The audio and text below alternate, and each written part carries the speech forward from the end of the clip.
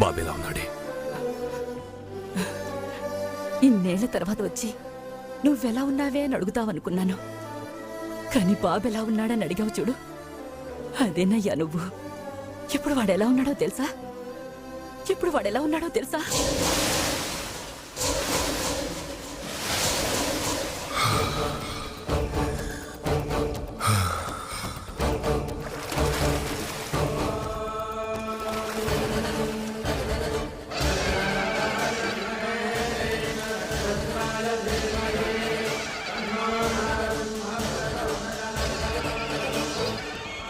విజయీ భవ.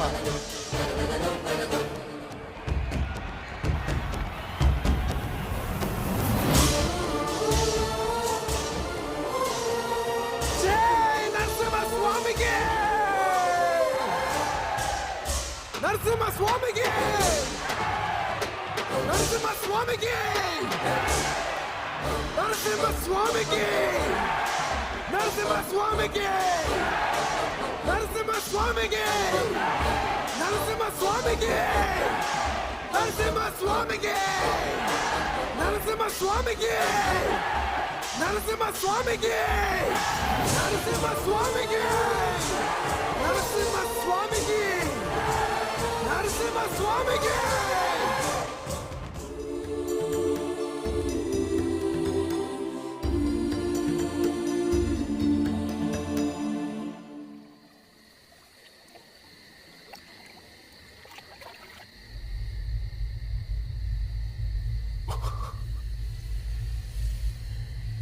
నువ్వు తుడవాల్సిన కళ్ళు ఇంకా చాలా ఉన్నాయిరా. తుడుస్తాను పెద్దయ్య, తుడుస్తాను. కానీ ఇంతకాలం నాకు తెలియకుండా దాచిన కొన్ని నిజాలు నాకు తెలియాలి.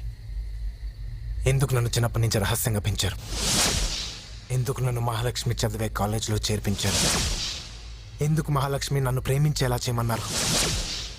చెప్పు పెద్దయ్య, అసలు నేనెవరిని? నువ్వో రారాజు కొడుకువి, అందుకే నిన్ను రహస్యంగా పెంచాం. నీ ప్రాణానికి ప్రమాదం ఉంది కాబట్టే రాజాగా ఉన్న నీ పేరును బన్నీగా మార్చాం. మహాలక్ష్మి ఎవరో కాదు, స్వయానా నీ మేనత్త కూతురు. ఏంటి పెద్దయ్య? అవునరా, నీ తండ్రి పేరు రంగారావు భూపతి.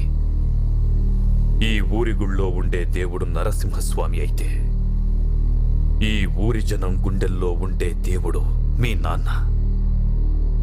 ఆయనో సింహం, నరసింహం.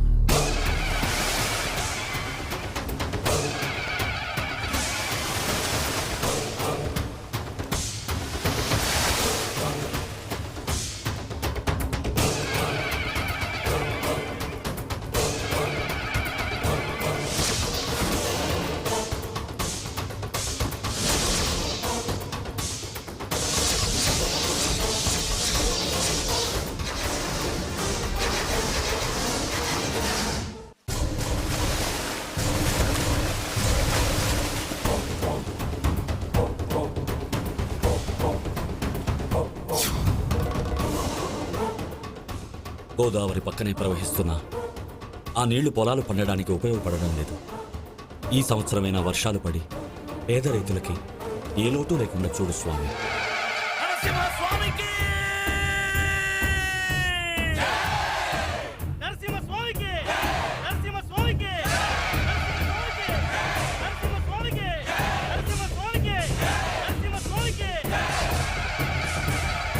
నీ కొడుకు చాలా గొప్పడవుతాడు బాబు. సంతోషం అమ్మా.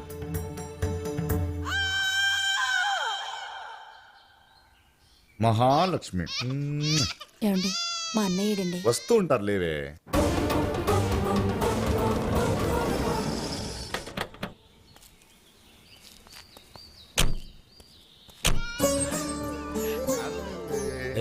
అమ్మా మహాలక్ష్మి, మా అమ్మ. ఇదేంటమ్మా బోసు నుదురుతో ఉన్నావు? అమ్మా కుంకుమ తీసుకురామ్మా. అలాగేనయ్యా.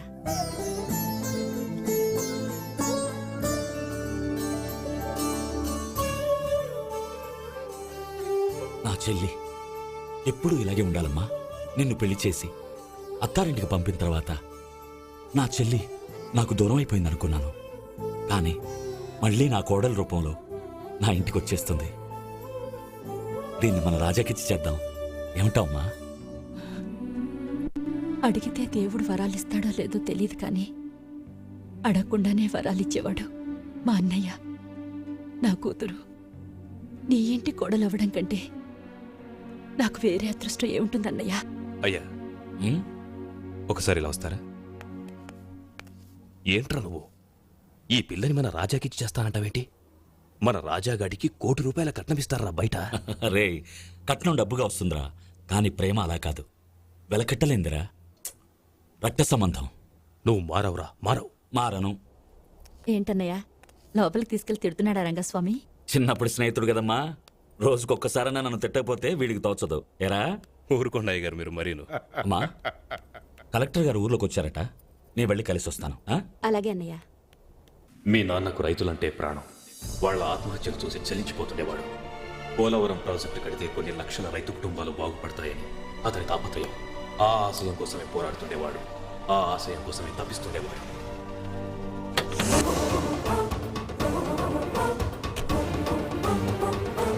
నమస్తే భూపతి గారు. ఇది 150వ అనుకుంటాను మీరు పోలవరం ప్రాజెక్టు కోసం సర్వే చేయడం. మాదే ఉంది సార్, మా డ్యూటీ మేము చేస్తున్నాం. ఎస్, మీ డ్యూటీ మీరు చేస్తున్నారు.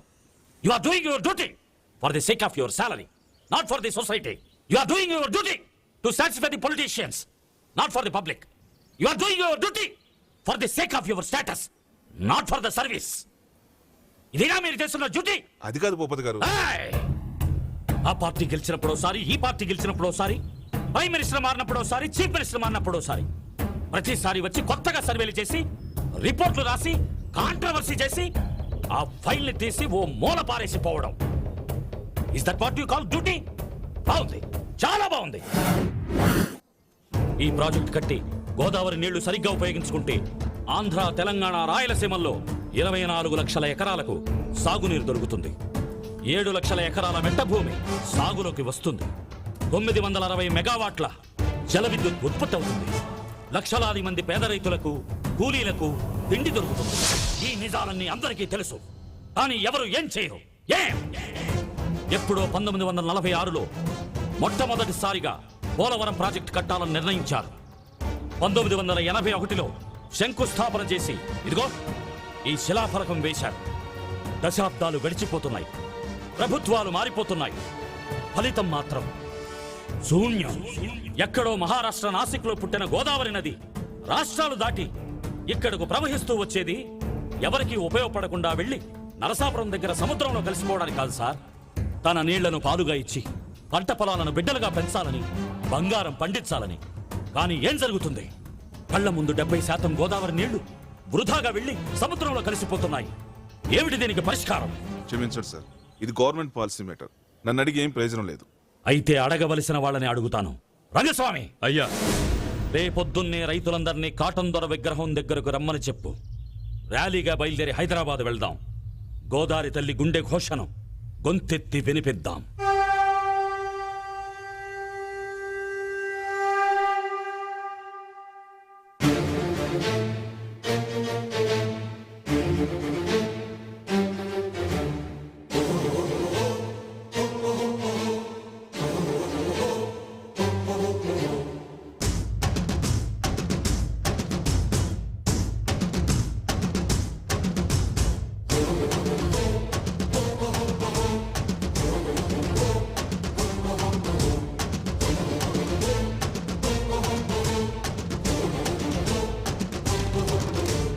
కనబడలేదా గోదారి తల్లి కడుపు కోత? వినబడలేదా గోదారి నీళ్ళ రక్త ఘోష?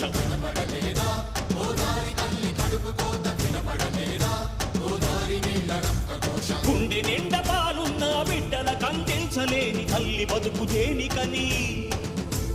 వీళ్ళు నింపె నీళ్లున్న సముద్రాన పడిపోయే శాపం తనకెందుకని? బరువై దయ కరువై తను వెలియై ఇక బలియై, ఉప్పు సాగరాలలోకి వెళ్ళలేక వెళ్ళలేక వెక్కి వెక్కి పడుతున్నది వృధాగా కను మూయలేక. ఆ అలల అలజడి, ఆ తడియారని కంట తడి, ఆ అలల అలజడి తడియారని కంట తడి. కనబడలేదా, వినబడడం లేదా?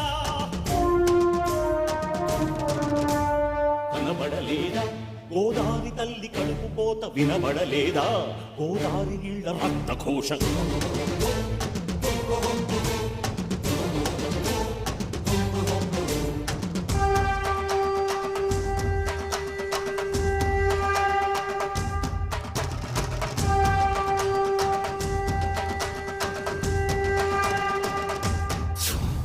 శిలాపలకలేసి మీరు ఎలా మరిచిపోయారని బాసరలో సరస్వతి పీఠమిక్కి అడిగినది దుర్మదాంధులార తెలుగు బిడ్డలకి కర్మేందని ధర్మపురిలో నారసింహనాదం చేస్తున్నది ఎడారులుగా మారుతున్న పొలాలను చూడలేక కాళేశ్వర శివలింగం కాళ్ళు కడిగి ఏడ్చినది మోయలేని రైతు ఆత్మహత్యలకు చలించి భద్రాచల రాముడికి సాగిలపడి మొక్కినది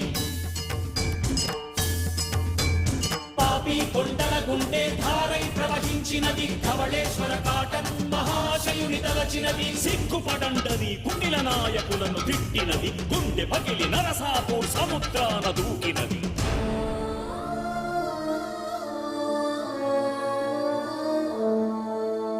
కనబడలేదా గోదారి తల్లి కడుపు కోత వినబడలేదా గోదారి నీళ్ల రక్తఘోష